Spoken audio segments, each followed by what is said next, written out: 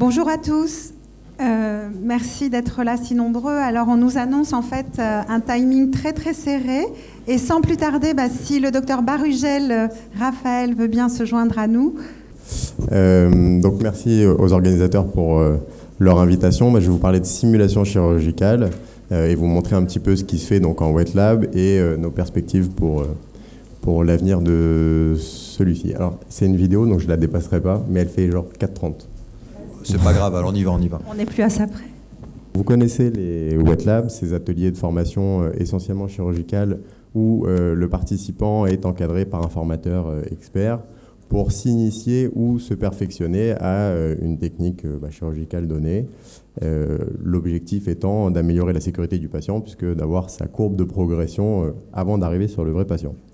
Alors ces ateliers, ils vont nous permettre d'une part de progresser sur la partie technique, mais aussi de s'essayer à des dispositifs innovants, comme là le microscope OCT, qui va nous permettre sur ce wet lab de DIMEC de voir la position du greffon et à la fois de s'entraîner à positionner et déployer ce greffon, mais aussi à appréhender ce nouveau dispositif qui nous accompagne au bloc opératoire.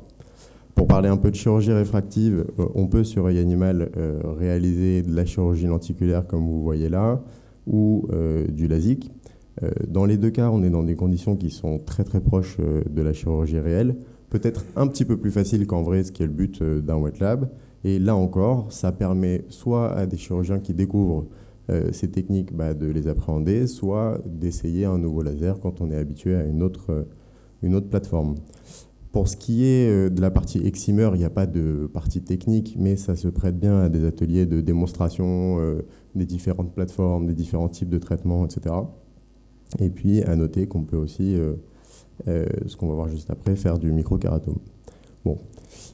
Pour rester dans la chirurgie réfractive, on peut aussi, et là encore c'est très proche de la réalité, s'entraîner aux anneaux intracornéens, à la fois la dissection, la manipulation de l'anneau, mais aussi le retrait des anneaux, puisque ça fait partie de la vie des anneaux, et donc la gestion des complications. Et donc ça encore, ça se fait sur œil animal. Une dernière procédure de chirurgie réfractive, l'implant FAC, où là l'enjeu il est à la fois de maîtriser la préparation de l'implant, ce qui est déjà une difficulté en soi, mais aussi son positionnement. Et puis on voit très bien que sur les yeux animaux, on a un problème, on a un certain nombre de contraintes de transparence, de fraîcheur, de conservation, de disponibilité, etc. Et c'est pour ça qu'on va faire évoluer de plus en plus d'ateliers vers les yeux synthétiques, que vous venez de voir juste à côté. Ça va nous permettre de réaliser des vraies chirurgies de la cataracte avec un cristallin qui est dense, puisque les cochons qu'on opérait n'avaient pas de cataracte. Donc là, on va pouvoir réaliser des cataractes standards, mais on va pouvoir aussi créer des modèles qui sont adaptés à des situations particulières. Typiquement, un noyau luxé, un œil à fac, comme vous le voyez là, ce qui va nous permettre, en créant à chaque situation un modèle d'œil particulier, de nous entraîner sur des procédures beaucoup plus complexes, l'implantation secondaire par artisan, on va voir juste après l'œil à maner, on peut faire du Carleval, on fait un certain nombre de choses qui étaient évidemment impossibles sur des yeux animaux. L'autre avantage, c'est que ces modèles ils sont en évolution constante. Là, les deux modèles que je viens de vous montrer, ils ont déjà évolué 2 fois depuis cette vidéo que j'ai faite il y a peu de temps.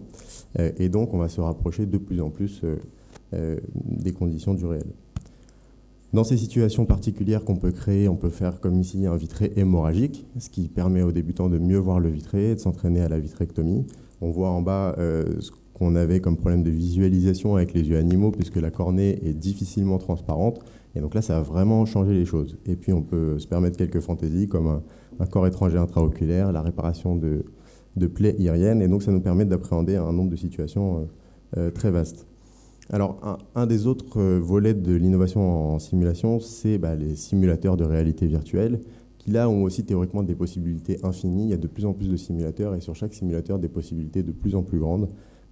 Et donc on peut voir comme ici le pelage de membrane. On peut avoir également des ateliers très spécifiques comme là où on va apprendre le CHOP et où le simulateur il va nous donner des scores à chaque fois et on va répéter 100 fois le même geste pour s'améliorer et donc répéter jusqu'à la perfection. Donc l'idée c'est ça, c'est de vous montrer que les modalités elles sont variées mais elles sont complémentaires. On peut avoir donc sur œil animal ou sur œil synthétique la possibilité d'appréhender comme dans une situation de bloc, les vrais microscopes, les vraies machines, les vrais instruments, mais c'est effectivement un équipement quasiment comme au bloc opératoire, ou alors sur des petites boîtes, les simulateurs, avec sa petite boîte, pouvoir faire un nombre incalculable de simulations. Donc voilà, je remercie ceux qui ont contribué à la réalisation de ces vidéos et les organisateurs. Merci beaucoup.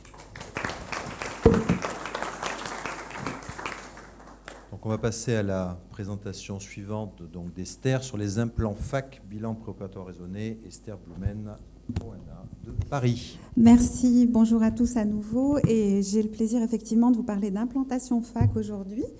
Alors, comme vous le savez, la chirurgie réfractive, il y a plusieurs techniques qui nous permettent de corriger les erreurs réfractives de nos patients. Les techniques au laser sont des techniques éprouvées, sécures, elles sont pourvoyeuses de beaucoup de satisfaction, sous réserve effectivement des indications et des contre-indications. Et à côté de ça, quand on ne peut pas proposer un traitement laser à un patient, on va pouvoir proposer une chirurgie du cristallin ou justement une implantation FAC.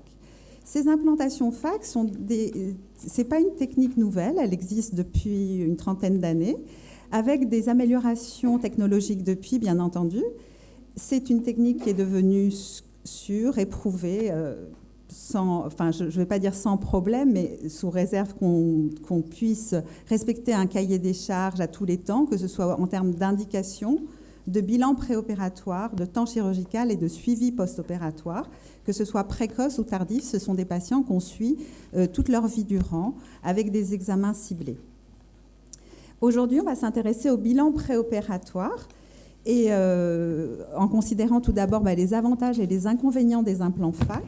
Alors, vous le savez, l'implantation FAC est accessible, rend corrigeable les amétropies importantes. L'avantage d'avoir un caractère théoriquement réversible, puisqu'on peut enlever un implant. On a actuellement une précision de la correction qui est assez bluffante et une qualité de vision qui est rapportée par tous les patients équipés sans complications. Il y a moins d'effets photiques qui sont rapportés, moins de sécheresse oculaire. Et éventuellement, là, depuis récemment, mais sans que j'en ai la moindre expérience, la correction de la presbytie qui arrive actuellement sur le marché. Les réserves qu'on a tendance à projeter en tant que praticien sur les patients, c'est que c'est une chirurgie intraoculaire qui s'adresse à des yeux myopes, souvent grands myopes. Il y a la problématique du coût. C'est un acte qui n'est pas pris en charge par la sécurité sociale, auquel se rajoutent les frais d'hospitalisation qui restent à la charge du patient, les frais chirurgicaux, les frais anesthésiques éventuellement. Le retrait sera nécessaire avant la réalisation avant une opération de la cataracte. Et les risques qui sont redoutés sont liés au sizing, donc à la taille de l'implant qu'on va positionner, à la perte endothéliale toujours potentielle, la formation d'une éventuelle cataracte et bien entendu les infections qui restent toujours, en tout cas théoriquement, pas théoriquement, qui restent toujours possibles. Les critères d'éligibilité. Les patients candidats à ce type de chirurgie se nourrissent un petit peu, sont les patients un peu exclus de la chirurgie réfractive au laser. Il faut savoir exiger un âge suffisant. Généralement, on dit après 20 ans, mais c'est plus souvent, la myopie est plus souvent stabilisée un petit peu plus tardivement, en tout cas dans mon expérience. Il faut qu'il y ait une réfraction parfaitement stable, une profondeur de la chambre antérieure suffisante, une densité endothéliale suffisante là encore, et un angle ouvert. La communication ciblée, je trouve que c'est une partie qui est assez compliquée parce qu'effectivement, il faut savoir apporter sans être trop débonnaire par rapport à la chirurgie, mais savoir la proposer en toute objectivité et de façon loyale. Donc, il faut trouver les mots. Par exemple, ne pas parler d'implant, qui est un mot qui a tendance à faire peur, mais plutôt d'une lentille qu'on va glisser derrière l'iris. Être transparent vis-à-vis des frais financiers qui vont être initiés, ça je pense que c'est la moindre des choses, donner des documents, envoyer des liens éventuellement pour expliquer aux patients les tenants et les aboutissants, insister sur l'importance de la surveillance. Rappelez-vous, ce sont souvent des yeux grands myopes qu'il va falloir surveiller sur le long terme. savoir respecter un temps de réflexion et obtenir le consentement éclairé de notre patient au décours de toute cette cascade. L'examen clinique va être standardisé et rigoureusement réalisé. Là, on apprécie d'avoir un binôme efficace. Je vais insister sur deux choses. Les points de vigilance, que vont être tout ce qui va évoquer éventuellement une fermeture angulaire, comme le Van Eyck, la dispersion pigmentaire qu'il faut savoir rechercher, avec par exemple la recherche d'une transillumination irienne, l'aspect en double bosse qui va évoquer un iris plateau, et l'examen de la surface oculaire et des paupières qui sont souvent des sources d'insatisfaction au décours.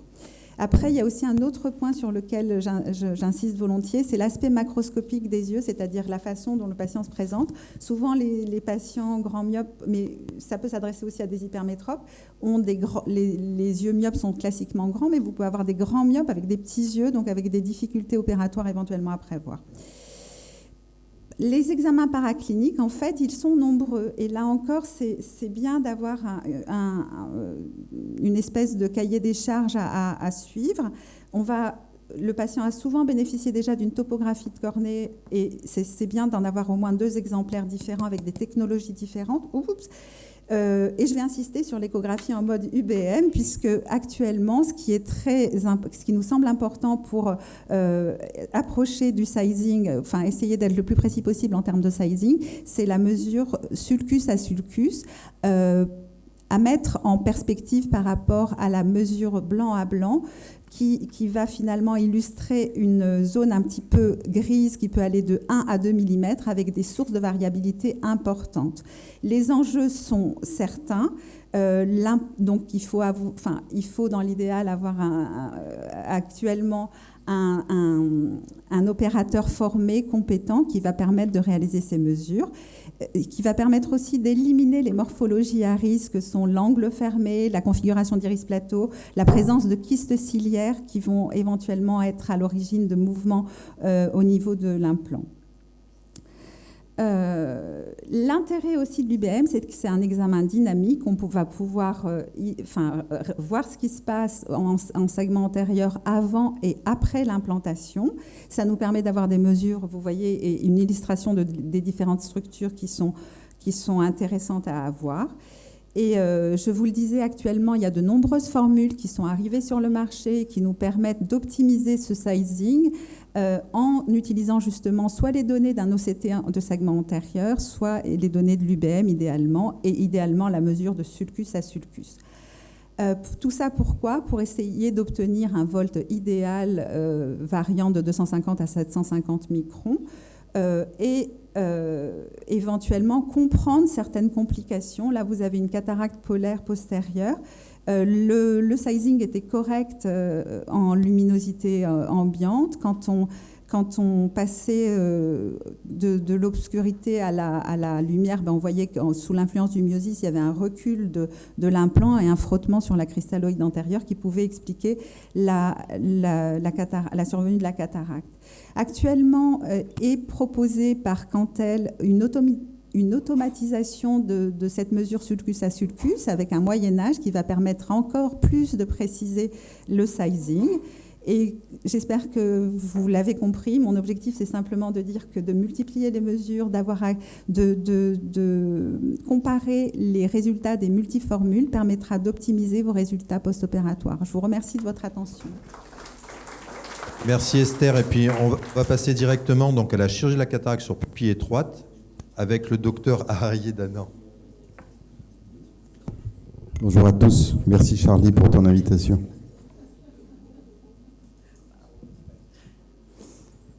Voilà, je suis ravi d'être ici pour vous parler d'un sujet que j'aime bien et qui est un sujet qui se pose souvent en pratique courante, qui est le problème des pupilles qui ne se dilatent pas ou qui ne se dilatent pas bien ou qui vont se resserrer pendant l'intervention. Les causes sont multiples, vous les connaissez tous. C'est bien de faire de la prévention, d'une part en essayant d'évaluer les patients qui vont mal se dilater lors de la consultation pré-op, de les interroger sur ce qu'ils prennent comme médicaments. En prévention encore plus primaire, je pense qu'il faut aussi savoir éviter quelques IP inutiles et savoir de temps en temps proposer des chirurgies du cristallin au lieu de faire des IP qui vont dégager du pigment et créer des synéchies postérieures. Alors, mettre un anneau ou ne pas en mettre, ça dépend un petit peu de l'ego et de la psychologie du chirurgien. On peut raisonner sur le mode ça passe ou ça casse, et puis on peut raisonner en se disant que si on peut se mettre à l'abri des complications avec un dispositif très confortable, eh bien, ça vaut la peine. Il y a un domaine particulier qui est celui des iris floppy, où je vous dirai un petit mot tout à l'heure, où vraiment les anneaux de Malugin en particulier sont une réponse exceptionnelle. Il faut toujours raisonner lorsqu'on hésite à mettre un anneau sur le temps qu'on va y passer à le mettre, mais le temps qu'on va gagner en cours d'intervention et les complications qu'on va éviter. Ça, je ne vous en parle pas, c'est les techniques du passé. Ça aussi, certains ne connaissent même pas, je pense. Ça, il y en a beaucoup qui connaissent. Pour moi, c'est vraiment la technique du passé, parce qu'il faut faire 4 incisions, ça crée des atrophies aériennes. Et pour moi, les seules indications rarissimes des crochets iris, j'en ai pas mis depuis plus de 15 ans, je pense, ce sont certaines dilatations asymétriques de la pupille pour lesquelles 1 ou 2 crochets peuvent avoir un intérêt à la place d'un anneau. La révolution, celle qui nous permet de faire des chirurgies où on économise nos surrénales et nos coronaires, c'est vraiment la révolution de 2007 de Boris Malugin, qui est un génie pour moi, qui a créé cet anneau en 2007. Cet anneau en Prolène 5.0, il existe en 2 diamètres, il a un injecteur dédié, et il a l'intérêt de réaliser une pupille avec 8 points d'appui, qui est une pupille quasiment circulaire. Et vous comprenez bien que, sans aller très loin dans les formules mathématiques, que si on a une pupille ronde de 6 mm, au lieu d'avoir une pupille carrée de 6 mm de côté avec des crochets, eh bien on économise beaucoup sur le stretching et on évite d'abîmer ses iris. Quel diamètre? Le plus souvent 6,25 parce que c'est suffisant pour opérer de façon très confortable. Le 7 mm a un intérêt dans 2 situations. D'une part, les pupilles qui sont quand même un peu dilatées au départ et sur lesquelles un 6,25 pourrait ne pas tenir, ne pas être stable. Et puis surtout, les iris floppy. Quand vous avez un iris floppy sur un œil et que vous opérez le 2e œil, le 7 mm a un effet de sidération pupillaire qui est absolument exceptionnel et qui fait qu'on opère dans des conditions extrêmement confortables. Alors, comment on met un anneau? C'est pas très compliqué, on l'aspire dans l'injecteur. Le secret, c'est de mettre du visqueux à 3, 6 et 9 heures, parce que dans ce cas-là, on arrive très facilement à accrocher les trois boucles inférieures, et la 4e boucle se met avec un crochet de Sinskey très facilement. Ça prend quand même très peu de temps par rapport au temps qu'on met à mettre des crochets, par exemple. Il faut savoir qu'on peut les mettre parfois à l'envers, c'est-à-dire le biseau tourné vers le bas, quand on a des chambres antérieures de toute petite profondeur. Et de la même façon, il faut essayer de mettre du visqueux pour accrocher les 3 boucles inférieures et latérales, de façon à mettre rapidement en place cet anneau. La question que posent souvent les gens, c'est comment on le retire. Alors, je n'ai personnellement jamais laissé un anneau dans un œil, donc on y arrive toujours. Il y a plusieurs techniques. La technique la plus élégante, c'est celle qui consiste à, une fois qu'on a décroché les boucles, rentrer l'injecteur et venir attraper la boucle qui est en face de l'incision. On l'attrape, on aspire. Il faut toujours pousser avec un micromanip la boucle de gauche parce qu'elle accroche, elle ne rentre pas facilement dans l'injecteur. Donc, avec la main gauche, on va venir l'appliquer. On aspire et le tour est joué. Ça, c'est la méthode la plus élégante. Ce n'est pas forcément celle qu'on utilise le plus. Quand on est un petit peu plus fatigué, qu'on n'a pas envie de faire tout ça, il suffit, avec l'injecteur, d'accrocher la boucle supérieure, de l'aspirer un tout petit peu, et puis de tirer, puis ça rentre très bien. Enfin, ça sort très bien, surtout. Et puis, si vous êtes en fin de journée, après vos 42 cataractes, et que vous êtes un petit peu fatigué, eh ben, une fois que les boucles sont décrochées, il suffit de rentrer une pince de Beaune, d'aller accrocher la boucle supérieure, et ça sort tout aussi bien. Donc le retrait de l'anneau, c'est vraiment pas un problème. D'autres dispositifs existent, je vous les cite rapidement parce que je crois que vous avez compris quelle est ma préférence. L'I-Ring, j'en ai mis 2. Vous allez comprendre pourquoi assez rapidement. Ça, c'est le premier. Donc même système avec l'injecteur qui permet de l'aspirer. On le met dans l'œil. Au début, alors on le pousse dans l'œil sans accrocher le rebord irien. Et on va, avec un crochet, mettre en place les 4 petites boucles sur l'iris. Voilà, la première, il n'y a pas de problème. La deuxième, ça va encore. La troisième, on commence à se dire que ça tire quand même un petit peu sur l'iris et que ce n'est pas forcément très satisfaisant. Puis la quatrième, franchement, ça donne un peu des sueurs froides. Donc ça, c'était mon premier. Voilà, c'est pas une image super attirante quand même. Ça, c'était le premier. Le second, j'ai mis les deux dernières avec deux mains pour essayer de limiter un petit peu la tension, mais franchement, vous avez compris que c'est pas ma préférence. Un autre dispositif est intéressant à connaître, c'est le dilatateur APX. En fait, il réalise à peu près ce que font les crochets à iris, que je n'utilise pas. Pour moi, c'est un système qui est intéressant si vous êtes en cours d'intervention, parce que mettre un halo Login en cours d'intervention, c'est pas toujours facile. Par contre, ce système-là, il fait la même chose que les crochets, donc j'aime pas trop, mais il peut se permettre de sortir d'une situation un petit peu difficile, puisqu'il va réaliser 4 points d'appui, comme les crochets, sauf que ça se fait avec 2 incisions, et que c'est plutôt un peu plus rapide à mettre. Une petite vidéo très rapide pour vous montrer comment ça se met. C'est bien de les mettre, si possible, vraiment à 180 degrés d'écart, sinon vous allez voir, ça donne une pupille qui est un petit peu asymétrique, qui est plus trapézoïdale que carrée. Donc voilà la mise en place du premier. On relâche la boucle et on accroche l'iris. Et voilà le deuxième. Vous allez voir qu'il n'est pas parfaitement en face de la première, et donc on a une pupille qui est un peu trapézoïdale. Voilà, ça peut sauver la mise en cours d'intervention quand on a des difficultés avec la pupille. Ce système-là, aucun intérêt particulier, c'est comme le précédent, et le Malogin est très bien, merci. Et voilà d'autres dispositifs qui sont utilisés dans des pays du tiers-monde, en Inde en particulier. Certains sont même restérilisables. Je vous remercie de votre attention. Merci Arié. On va passer à comment réussir son installation de chirurgie de la cataracte au cabinet avec Patrick Lezon en 4 minutes si tu peux, pour essayer de rattraper un peu le retard. Et puis on pourra peut-être faire une petite discussion quand même après ces 4 sujets très intéressants et puis passer aux autres communications. Depuis ici. Est-ce que tu peux toujours opérer alors dans ton cabinet? Ah bien sûr, depuis 32 ans, oui. Alors allons-y. Bien. Voilà, donc c'est après 32 ans d'expérience, eh bien, j'ai fait quasiment toute ma carrière en opérant les cataractes dans mon cabinet. Il y a des nouveautés en France. Je vous fais passer rapidement des articles, quelques articles de presse qui ont été publiés suite à l'avis de l'Académie de chirurgie, je vous invite d'ailleurs à le lire, cet article, l'avis de l'Académie de chirurgie. Vous le trouverez sur Internet, il est très complet, très bien détaillé. L'avis est très clair, la chirurgie de la cataracte doit quitter les établissements de soins pour se faire quasiment exclusivement dans les cabinets. À partir de là, on sent que ça bouge, les pouvoirs publics commencent à bouger, après 40 ans de retard, bien sûr. Voilà quelques détails, voici comment ça se passe. On opère en atmosphère stérile. C'est le principe des surgicubes. Ce sont des photos qui datent un peu. En résumé, le patient arrive sans être à jeun, il ne se déshabille pas, il reçoit une goutte d'anesthésiant, il glisse sa tête dans une autre d'air stérile, et dès que la cataracte a été élevée, comme il n'y a pas eu d'anesthésie, il reprend son activité immédiatement. Bien entendu, tout recours à un anesthésiste est exclu. Bon, je passe sur la stérilité. Cette pratique permet de réduire la procédure à peu de choses. Mais attention, il faut être extrêmement rigoureux. Ce peu de choses doit être parfait. Les possibilités pour attraper un geste maladroit sont assez faibles. Donc il ne faut pas de geste maladroit.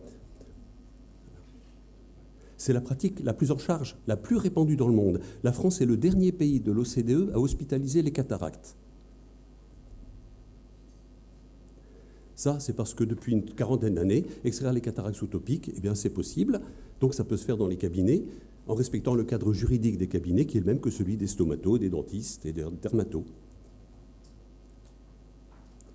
Donc, du point de vue juridique, le médecin peut réaliser tous les actes de sa spécialité en respectant l'obligation de moyens et de compétences. Ce sont les articles du Code de la santé publique. C'est la loi.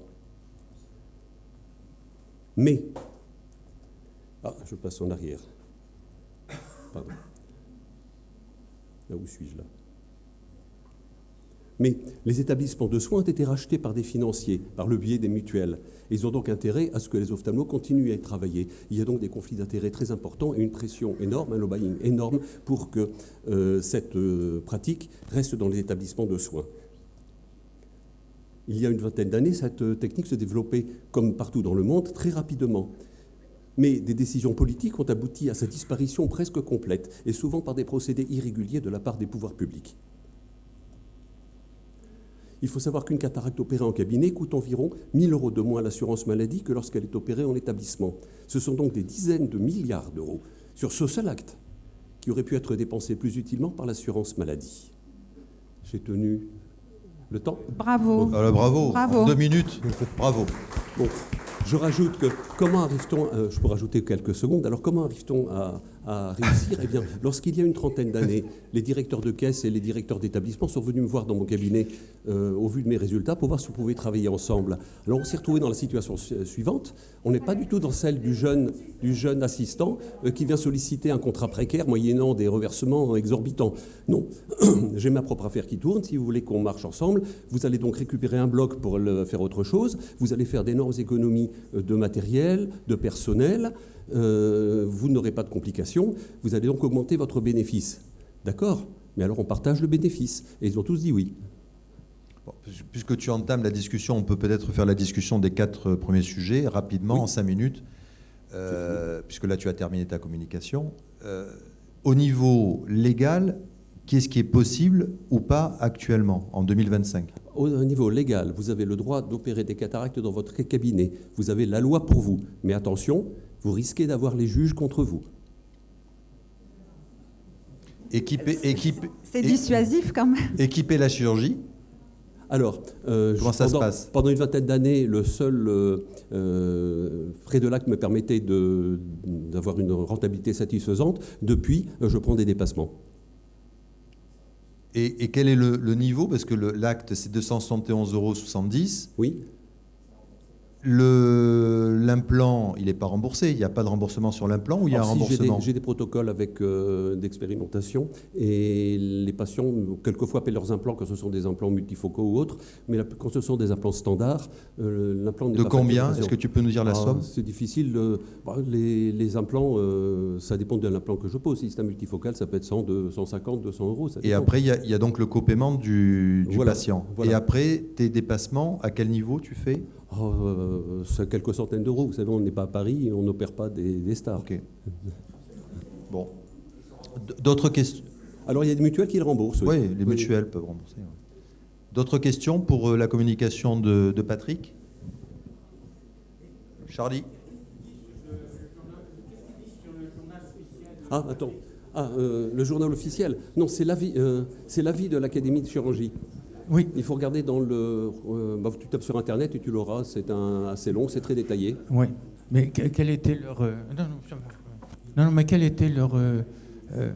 Qu'est-ce qu'ils disaient, en gros, sur le journal officiel? En gros, pour résumer cet avis de l'Académie de chirurgie, ils disent que sous topique, on n'a pas besoin d'anesthésiste, et donc ça peut être fait dans un cabinet. Et en plus, c'est la voie d'avenir. Ça tombe bien parce que ça fait 40 ans que le monde entier le fait. Nous, on fait dans les cabinets, on fait bien sûr des implants fac, mais jamais. Non, je ne fais pas d'implant fac dans mon cabinet. Oui, en gros, on peut le faire, mais ça peut être répréhensible. Donc c'est un peu. On peut avoir des ennuis. Comme je l'ai dit, il y a eu des procédés irréguliers.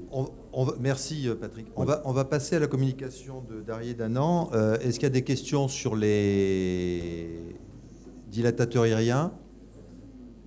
Alors, tu disais que c'était du passé les crochets à iris, pas pour tous les chirurgiens. Quand tu fais de la bimix, tu peux pas passer le Maliugine.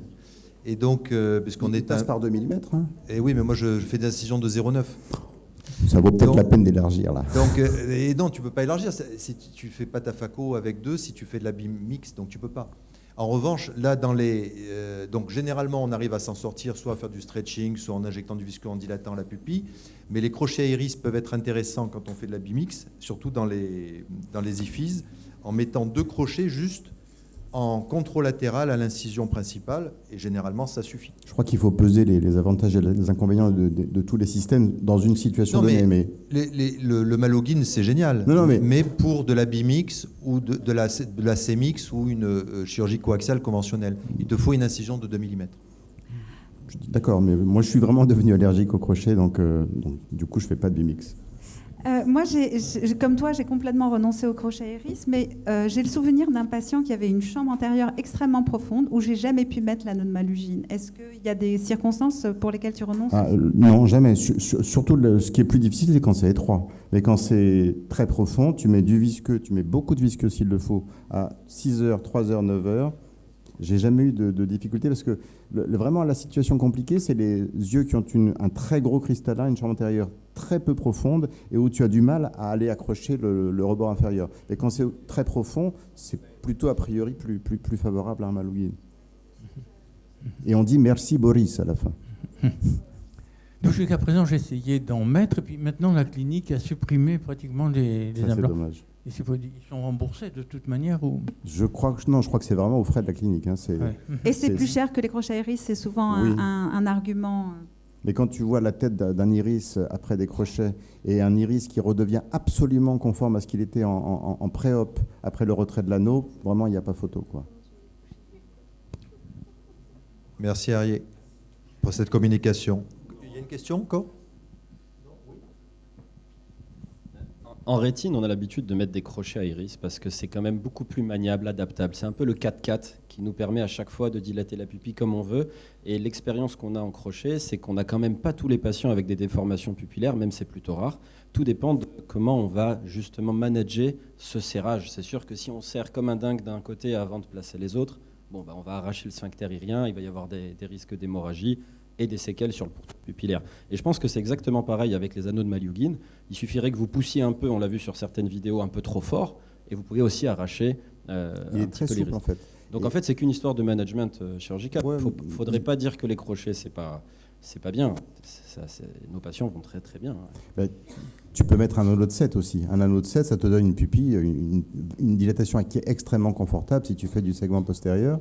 Et vraiment, mathématiquement, hein, le stretching d'une pupille carrée ou d'une pupille ronde, c'est vraiment pas le même. C'est pas juste c'est pas juste la mise en place qui est traumatisante pour les crochets. C'est le résultat, une pupille qui fait 7 mm de côté, ça fait 28 mm de circonférence.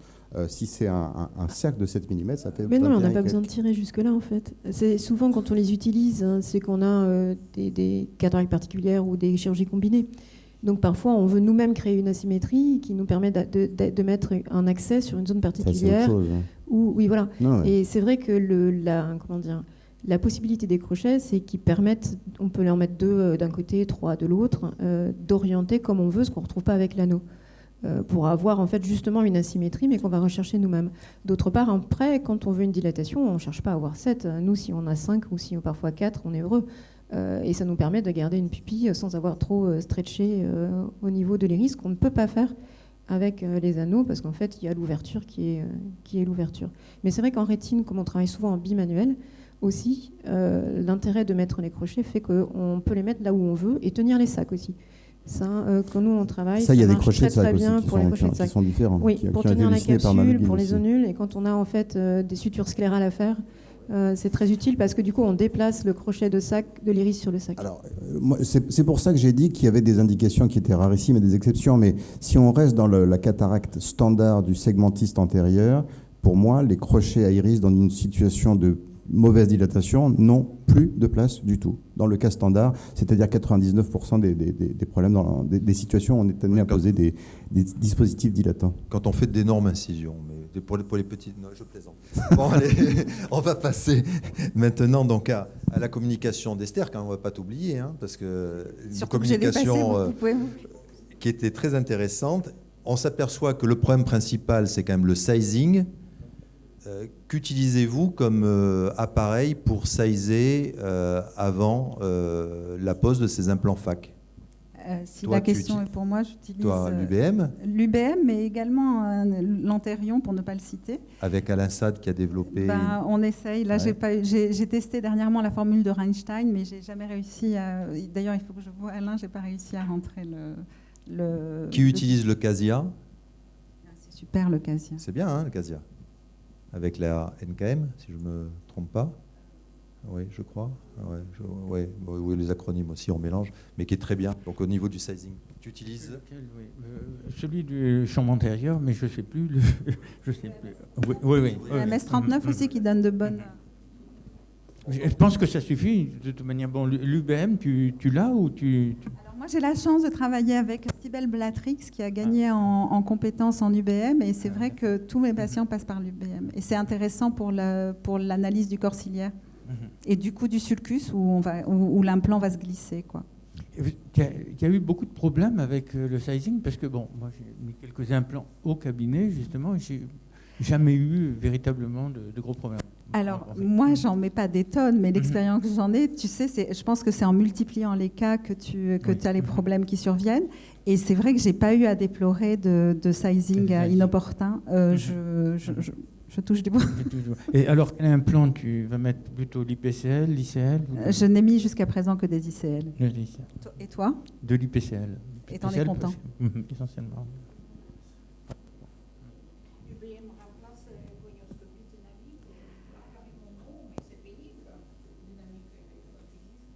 C'est une histoire d'habitude. La gonioscopie dynamique, en quelques secondes, vous avez l'aspect de l'angle et ça vous donne quand même pas mal d'informations.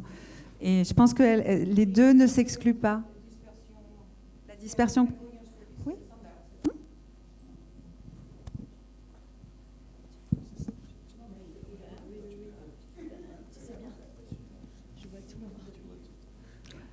Il faut appuyer délicatement, en fait. Donc on va passer à la dernière communication en discussion, celle du docteur Thierry Lebrun. Non. Raphaël Barugel sur les yeux synthétiques et la simulation.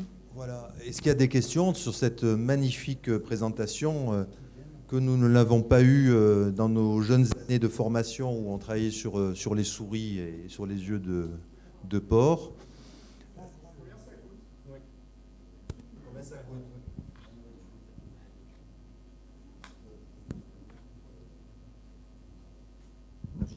C'est effectivement un point important parce que sur les yeux animaux, on était entre 4 et 9 euros par œil. Les yeux synthétiques, ça va de 80 à beaucoup plus. Ça dépend d'à quel point ils sont réutilisables. Nous, on travaille beaucoup sur les yeux d'une boîte américaine qui s'appelle Simulai, dont le patron est un ophtalmo de Los Angeles. Et ils sont en train de changer. C'est une boîte assez récente qui s'est créée pendant et après le Covid. Et ils sont en train de travailler pour réduire au maximum les coûts et faire que ce soit de plus en plus réutilisable. Les plus simples, c'est quand on prend l'œil, on fait la vitrectomie par exemple dessus, mais après on ne peut pas la réutiliser. Celle-là, elle est autour de 150 euros. 80 euros le modèle. 150, c'était au départ. Justement, ils ont baissé beaucoup les coûts. La cataracte, comme maintenant on n'a plus que le noyau à changer, ce qui est très récent, c'était en début d'année, on se retrouve avec des coûts qui sont quand même faciles à amortir, entre guillemets. Enfin, pas à amortir parce qu'il n'y a pas d'amortissement, mais je veux dire à supporter. Par contre, il faut effectivement pour tous ces wet labs un support de l'industrie parce que ni les participants ne sont habitués à payer beaucoup pour leur formation, ni ceux qui vont les organiser. Donc je suis d'accord, c'est un des enjeux très importants, mais le plus dur, c'est le matériel autour. C'est d'avoir le générateur de cataracte, c'est plus que les yeux. Payer l'OPCO qui nous prend beaucoup d'argent pour pas nous financer les formations de nos collaborateurs, ça serait une bonne chose. Allez, on passe à la... Un moment, s'il vous plaît, c'est les présents et les futurs, parce que chaque fois, c'est plus difficile à voir dans l'Europe des animaux, les jeux des animaux pour faire les trainings avec notre résident. C'est les présents et les futurs. Et dans les futurs, c'est probablement l'unique chemin que nous avons. Et parce que c'est très, très difficile à voir dans les prochains futurs les jeux des animaux pour faire les...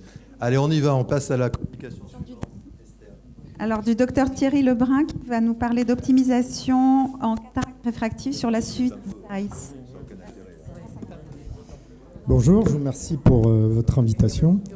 Donc, puisqu'on va maintenant tous opérer au cabinet, il va nous falloir un microscope. Donc, moi, je vais vous présenter la suite ZEISS. J'ai aucun intérêt financier, lien d'intérêt avec ZEISS.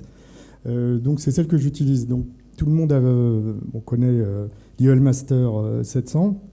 Et là, on va pouvoir le coupler avec le planificateur qui s'appelle IQ Workplace et le microscope au bloc opératoire avec le Callisto. Donc là, vous voyez l'ensemble des appareils qui sont interconnectés et qui vont interagir entre eux. Donc le LIOL Master 700, lui, est bien connu depuis longtemps. C'est un des appareils de référence. Je ne vais pas expliquer, on a 4 minutes. Tout le monde le connaît. Il a l'avantage d'être relié maintenant directement au logiciel qui s'appelle IQ Workplace, qui est donc ce logiciel, vous voyez, il y a les différentes fenêtres. Donc le précalcul permet de récupérer toutes les informations, je vais vous le montrer après. On va pouvoir sélectionner l'implant et pas que les implants de chez ZEISS, c'est-à-dire tous les implants du marché avec des multi-implants et multi-formules. Et ça se fait très vite et surtout pour les implants toriques, c'est-à-dire qu'on n'est pas obligé d'aller se connecter sur tous les calculateurs toriques de chaque marque. Vous avez un seul calcul pour tous les implants, c'est extrêmement rapide.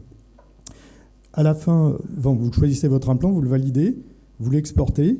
Vous pouvez exporter le plan chirurgical qui va remonter directement dans votre microscope, soit avec une clé USB, soit avec en câble. Moi, j'ai l'avantage d'opérer dans la clinique où je suis installé, et donc tout est relié par câble avec le DICOM, et je n'ai pas de clé à transporter, donc ça, c'est très pratique. Ça monte au microscope opératoire et c'est relié au Callisto. Je vais vous montrer tout ça. Donc là, il y a la nouvelle formule qui vient de sortir, qui a l'avantage de pouvoir avoir les deux yeux en même temps, ce qui n'était pas tout à fait le cas, donc ça a compliqué un peu les choses. Et on va avoir la formule de Kane qui va être intégrée avec donc, ces formules IA. L'Artevo 750, c'est le nouveau microscope de Zeiss, qui a vraiment les microscopes Zeiss sont connus et reconnus pour leur qualité optique. Cette génération-là, elle donne une très bonne qualité et surtout une fonctionnalité très simple, et pour le chirurgien et pour les équipes.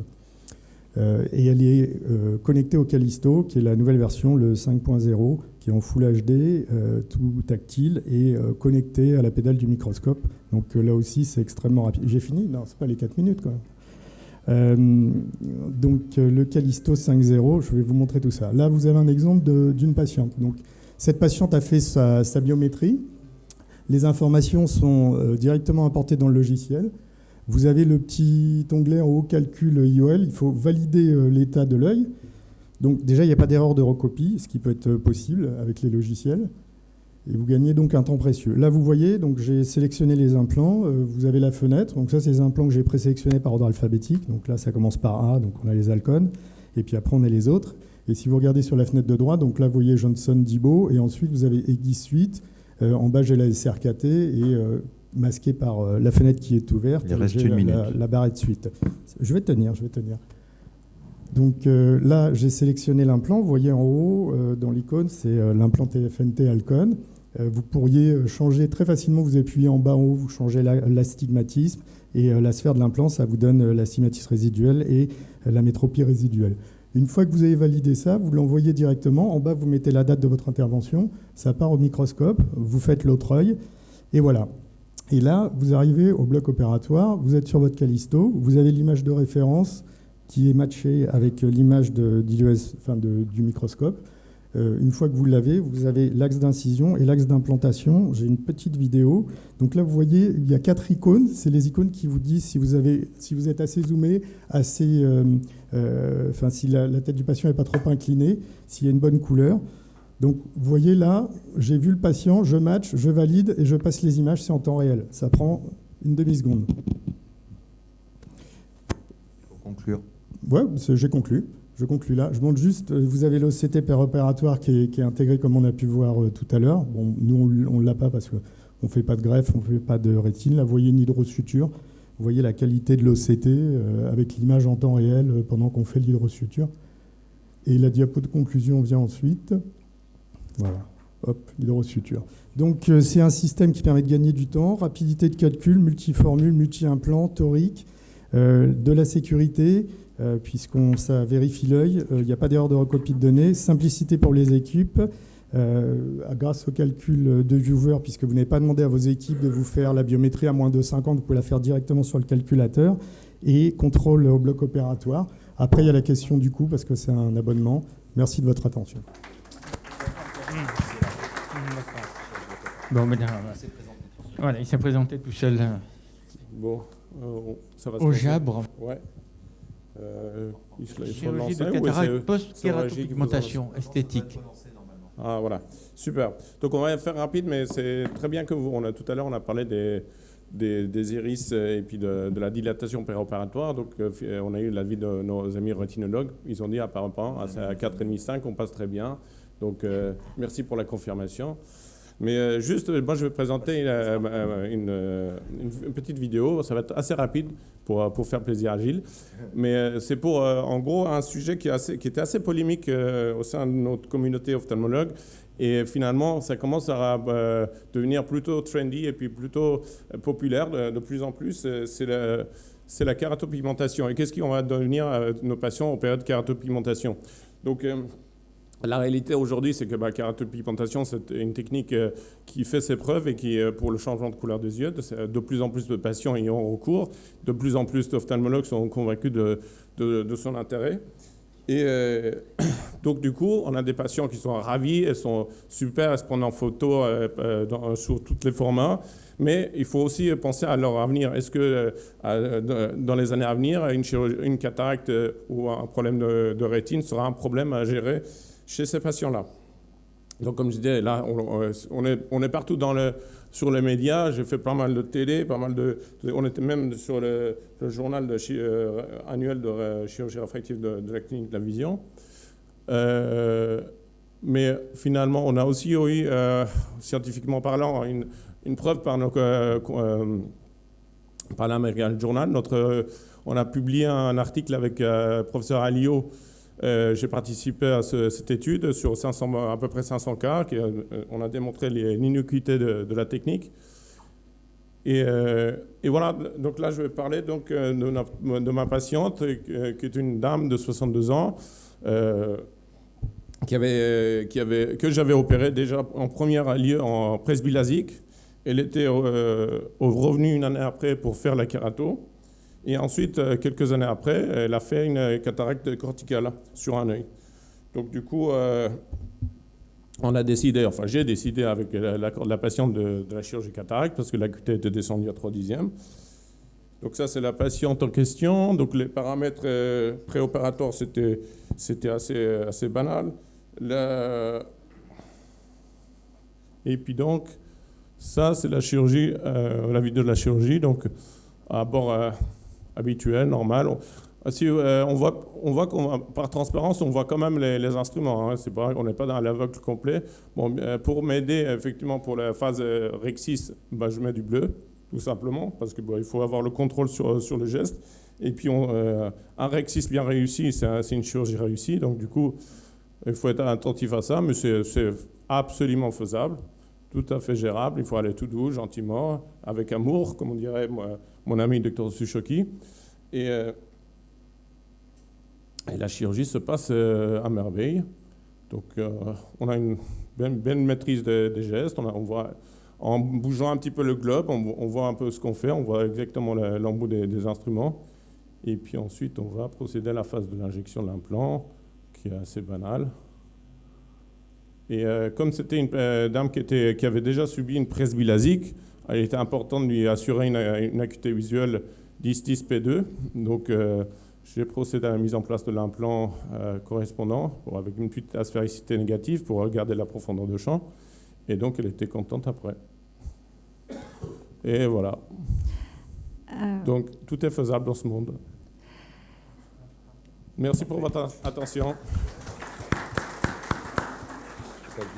Je peux vous poser une question tout à fait naïve. C'est quel est le bilan que vous faites avant ces kératopigmentations?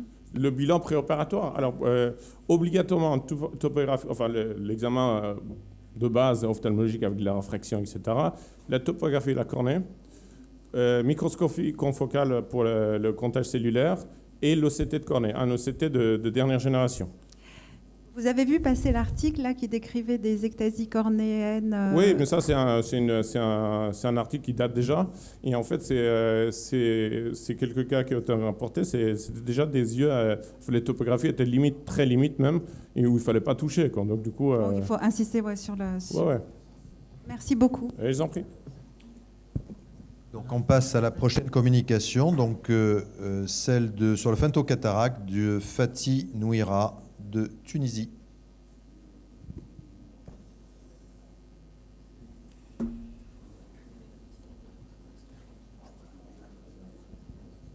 Toujours en 4 minutes. Changement d'orateur inclus. Liliane, tu nous fais perdre du temps là. C'est incroyable. Terrible. Ouais, donc je vais vous parler du femtocataracte en utilisation quotidienne. En ce qui me concerne, j'utilise le Victus, qui est une sorte de couteau suisse qui fait tout, les cataractes, les flaps, les anneaux, la kératoplastie. Donc quand on fait du femto, il ne faut pas penser à amortir sa machine avec la cataracte. La cataracte, c'est le plaisir, et puis c'est le flap qui va permettre de tout payer. On peut faire donc les incisions, le rexis, la fragmentation. Vous m'entendez ici? Donc, je vais vous montrer quelques exemples de cataractes qu'on peut opérer au victus. Ici, vous avez une cataracte classique. Voilà, je vous montre les différentes étapes. Donc, il est capable de faire... c'est un peu accéléré, donc il est capable de faire le rexis. Il y a un double OCT Heidelberg dans ce victus qui permet d'avoir une image OCT en live. Là, le rexis a été fait. Ici, vous allez voir la fragmentation qui se fait. Et donc, ce cristallin qui se désintègre. Et puis après, vous allez voir l'incision avec 3 plans. Vous voyez, il y a 3 petits plans. Voilà. Alors, je vous montre quelques exemples rapidement. Ceci est une cataracte intumescente. L'intérêt du victus, bien sûr, c'est le rexis. Vous avez la cataracte totalement blanche. Vous voyez la taille du cristallin. Et pour faire un rexis, dans ce cas-là, il faut faire une grande galette, c'est-à-dire élargir un peu la découpe. Ici, vous voyez une cataracte en GFA. On est à 30 mm de mercure, impossible à opérer de façon classique. Avec un Finto, cela est possible. Vous voyez l'œil qui est complètement rouge de l'autre côté, avec pratiquement une semi-mydriase. Et regardez l'élargissement de l'angle au fur et à mesure que l'on fait son rexis, c'est que le cristallin se vide. Vous voyez cet angle qui s'élargit. Ici, c'est une cataracte morganienne. Les cataractes morganiennes sont très complexes à opérer parce que vous opérez une sorte de sac plein d'eau. Vous voyez le cristallin qui est au fond. Ah, ça n'a pas démarré. C'est pas grave. Il est possible d'opérer des ptérygions, des cataractes à ptérygions au Finto aussi. Et ce qui compte ici, c'est le docking. Et vous voyez un petit espace sur le côté, qui est l'espace qui est dû aux ptérygions. Mais c'est tout à fait faisable. Et vous voyez le rexis qui se déroule très bien.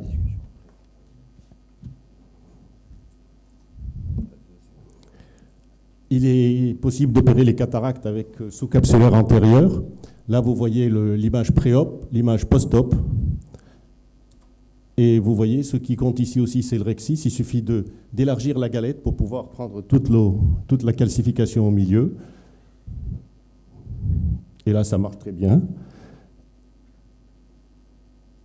Il est possible aussi d'opérer les cataractes sous-capsulaires postérieures. Ici, dans ce cas-là, ce qui est intéressant, ce n'est pas le rexis, c'est la phacofragmentation. Et vous verrez qu'on peut faire une phacofragmentation personnalisée. Là, vous voyez, on va découper la petite lentille blanche que vous voyez, c'est ce qu'on va découper. Et on va découper au-dessus de l'opacification capsulaire postérieure. Vous voyez? Et on ne touche pas donc à la capsule postérieure et la calcification qui est attachée. Et voilà ce que ça donne en post-opératoire. Il est possible d'opérer les cataractes subluxées. Vous voyez ce cristallin qui penche de ce côté-là.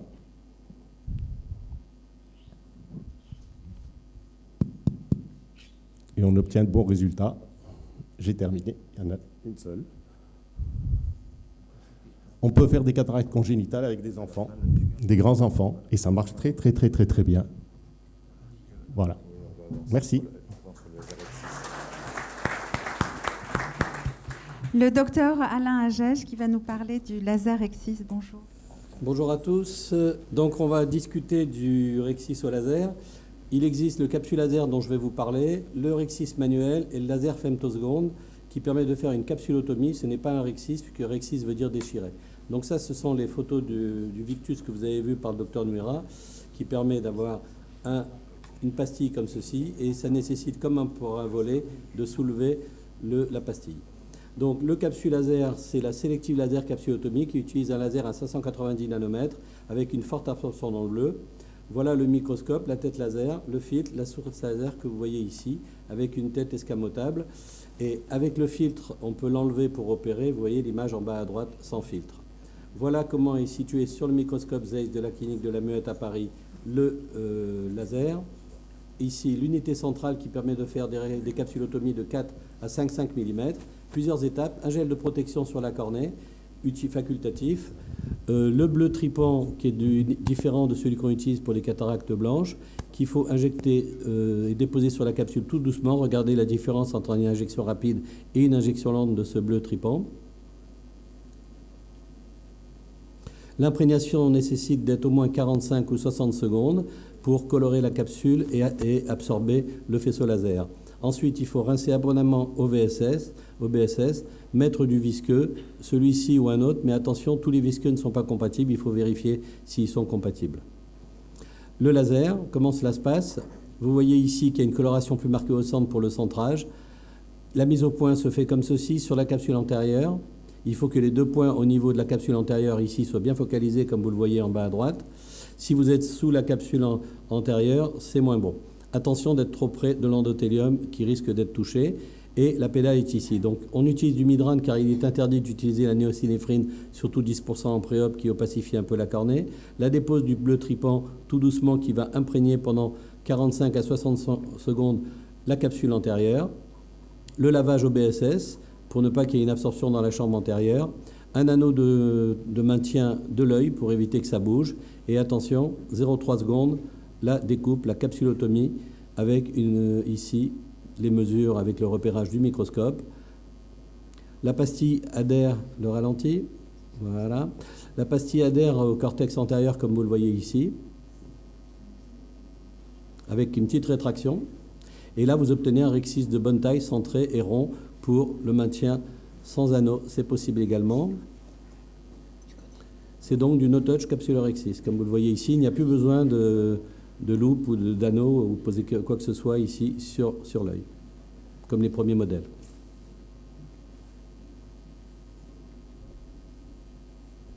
Sur une cataracte blanche, vous voyez ici la même chose, un rexis rond. Les complications du capsule laser, si on est mal focalisé, vous voyez qu'ici il y a une marque sur l'endothélium, parce que la focalisation était mauvaise, ou si on a utilisé la néosynéphrine, et vous voyez ici, on était trop proche, avec en OCT, vous voyez les marques.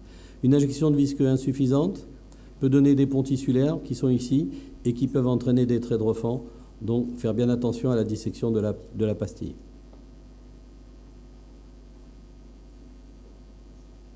Les traits de refend sont possibles car c'est une capsulotomie et non un capsulorexis. En cas de mouvement de l'œil malgré le maintien par un anneau, vous pouvez avoir ceci qui est quand même dangereux par la création d'un trait de refend inférieur vu ceci. Donc, il faut faire attention à bien injecter le bleu doucement, attention au mouvement de l'œil, à la focalisation. Il y a quand même une courbe d'apprentissage au début, une dizaine de cataractes pour pouvoir maîtriser le système. Merci de votre attention.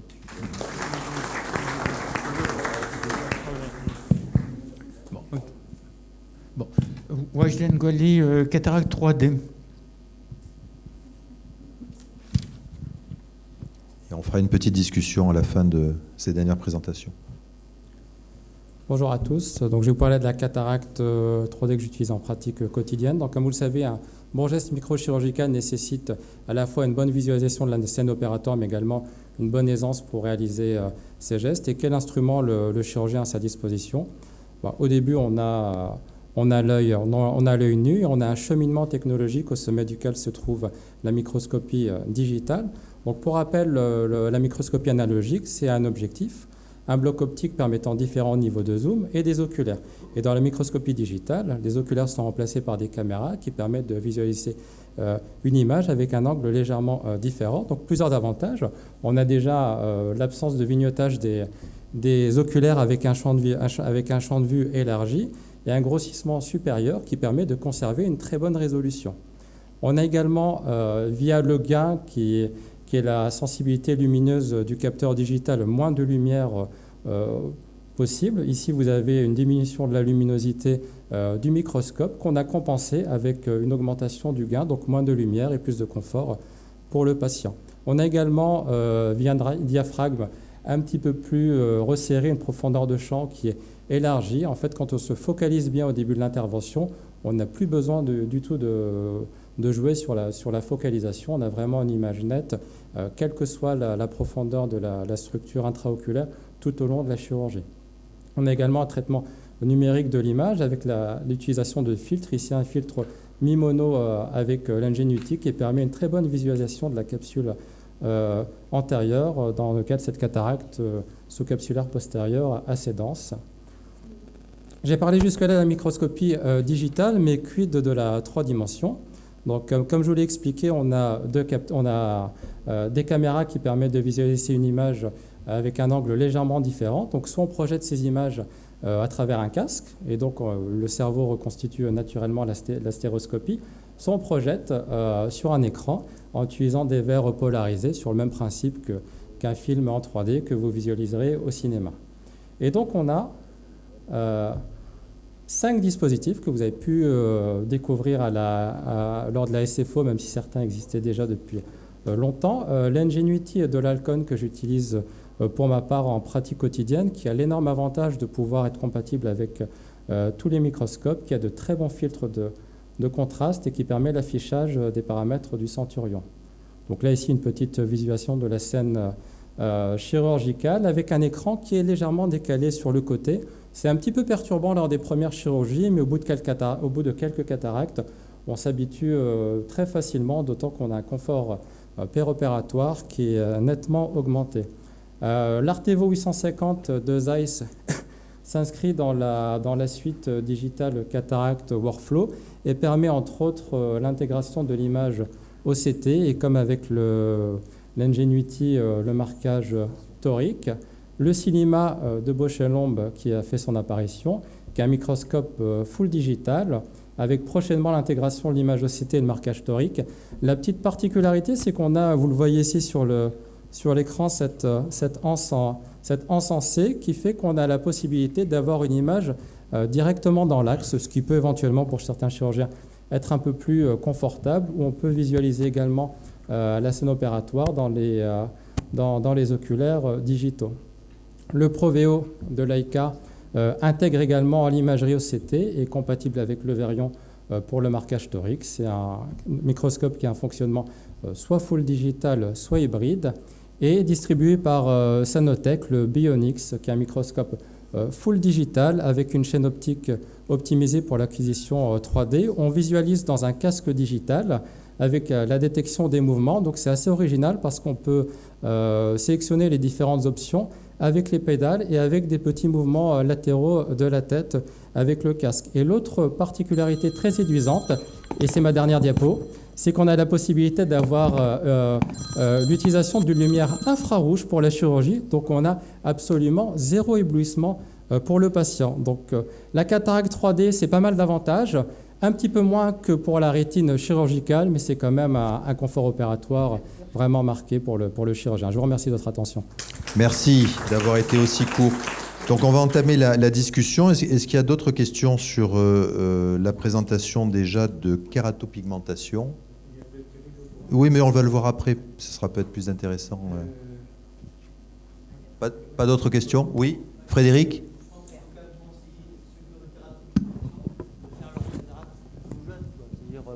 65 ans, 70 ans, pas attendre d'avoir une cataracte toute dure, parce que l'abord est quand même limité. On voit bien qu'on est sur 5 mm. Sauf pour les rétinologues qui peuvent passer par 4 mm. Ouais. Parce qu'ils ont des appareils, ils ont des loupes. Alors, quel rexis de combien de millimètres, Amir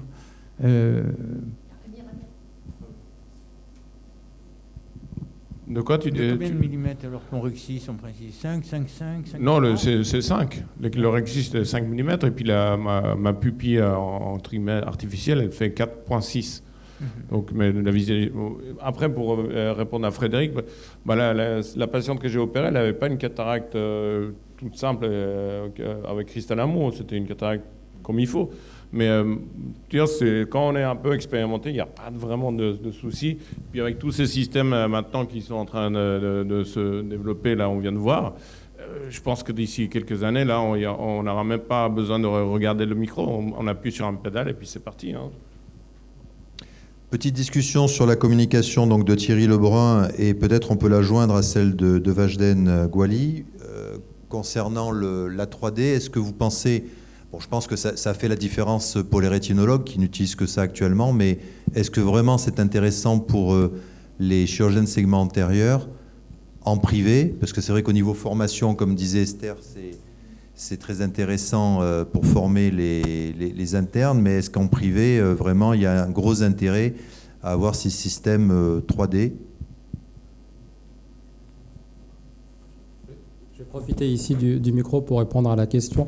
Je suis d'accord avec Esther, en public, la question ne se pose même pas. Il y a vraiment un intérêt pédagogique parce qu'on peut avoir 1, 2, 3 internes ou des assistants. Et vraiment, pour ceux qui ne l'ont pas encore essayé, et même quand il y a des collègues chirurgiens de notre spécialité qui viennent, qui voyaient juste de loin une cataracte sur un écran 2D, vraiment, on vit la chirurgie, on est en immersion. En privé, l'intérêt est beaucoup plus discutable. Dans une structure où il y a pas mal de rétine chirurgicale, c'est beaucoup plus intéressant. Nous, on avait fait l'investissement avec mon collègue, le docteur Sandali, qui est rétinologue chirurgical. C'est lui qui avait poussé l'achat. Au début, je n'étais pas très convaincu, donc je l'ai laissé pendant 3-4 mois faire ses chirurgies en 3D. Il m'a dit, je fais 100% des cataractes 3D. Et dès que j'ai essayé, je ne suis plus jamais revenu en arrière. T'as moins mal au dos ? Ça n'a rien à voir. Moi qui ai des dorsalgies et des cervicalgies comme pas mal de chirurgiens dans la salle, vraiment, ça fait la différence. On a un confort, on est beaucoup moins tendu en fin de journée. Tu ne changes pas de côté entre les yeux droits et les yeux gauches ? Non, absolument pas. D'accord. Donc quand on change de côté, ça doit être un peu compliqué à changer tous les appareils. Concernant le femtocataracte, pourquoi ça n'a pas pris en France le femto ? Quelles sont les raisons à votre avis? Donc docteur Fatih Nouira peut-être peut nous répondre.